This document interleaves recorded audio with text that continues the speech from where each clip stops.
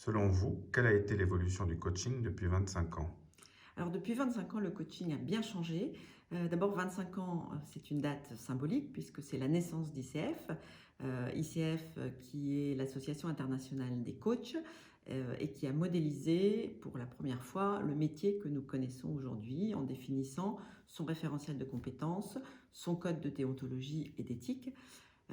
Par contre, ce qu'on peut dire, c'est que le coaching est bien plus ancien que ça, puisqu'il s'inspire de la maïeutique chère à Socrate, l'art d'accoucher les esprits, et ça n'a pas changé. En France, le coaching existe à peu près depuis 25-30 ans.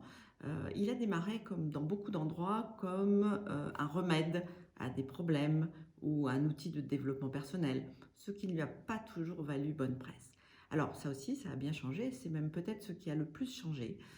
Aujourd'hui, il ne fait plus aucun doute que le coaching est un métier qui contribue à la réussite, essentiellement à la réussite des personnes, à la réussite des équipes, à la réussite des organisations. Et il s'étend dans tous les domaines, que ce soit dans celui de l'entreprise, que je connais bien, mais aussi dans le secteur public, dans le secteur de la santé, de l'éducation, et bien évidemment de plus en plus dans le secteur social, grâce notamment à l'investissement de nombreux coachs bénévoles qui œuvrent pour des associations ou des ONG. Aujourd'hui, quelle est votre vision du coaching? Alors aujourd'hui, le coaching est un véritable métier bien établi, en tout cas en France, dans la plupart des pays de l'Europe de l'Ouest, aux États-Unis, et il est en train de s'établir et de progresser aussi dans d'autres endroits comme l'Asie et l'Afrique. Juste pour citer quelques chiffres, ICF, donc l'International Coaching Federation, comprend maintenant 35 000 membres dans 148 pays, avec 25 000 certifiés. Donc le coaching est reconnu pour sa contribution au succès des personnes, des équipes et des organisations.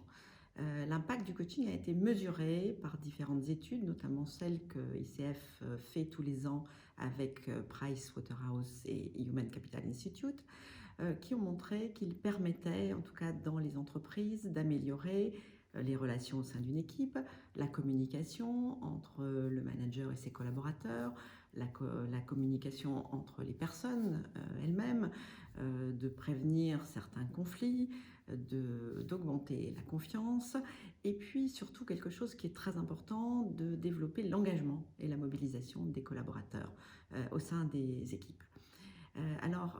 C'est sans doute ce qui explique sa forte croissance dans les dernières années, environ 15% par an, voire 30% dans certaines régions du monde comme l'Asie ou l'Afrique. Je dirais qu'aujourd'hui, le coaching est devenu une composante essentielle de tous les programmes de leadership dans les entreprises. Quelle est votre vision du coaching pour demain?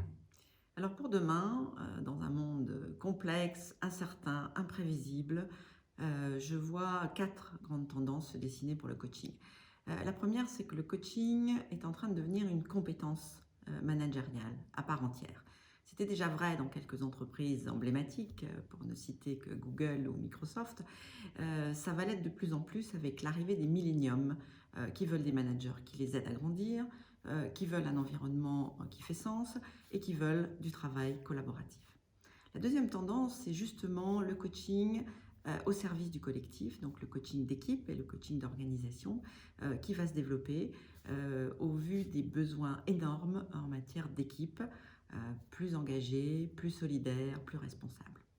La troisième tendance que je vois, c'est celle qui est déjà à l'œuvre auprès des organisations, qui est l'apparition d'une culture de coaching avec l'utilisation de 3 modalités. Le coaching externe, le coaching interne et la formation des managers, des leaders, des RH aux compétences et aux outils du coaching. L'impact est tellement important que ça va vraiment se développer. Enfin, la dernière et non la moindre, qui est la démocratisation du coaching, grâce notamment à l'apparition de technologies, de plateformes en ligne, de coaching à distance. Et ça aussi, ça va énormément se développer au vu des besoins. ICF, pour s'adapter à ces nouvelles évolutions, vient de créer de nouvelles entités dans son organisation, celle consacrée aux organisations, le coaching dans les organisations, et puis un institut de recherche et de prospective destiné à identifier les principales tendances dans ce métier pour les 25 ans à venir. Moi, je suis vraiment convaincue que notre métier, plus que jamais, a un rôle clé à jouer dans le monde de demain, en replaçant l'humain au cœur de toute activité.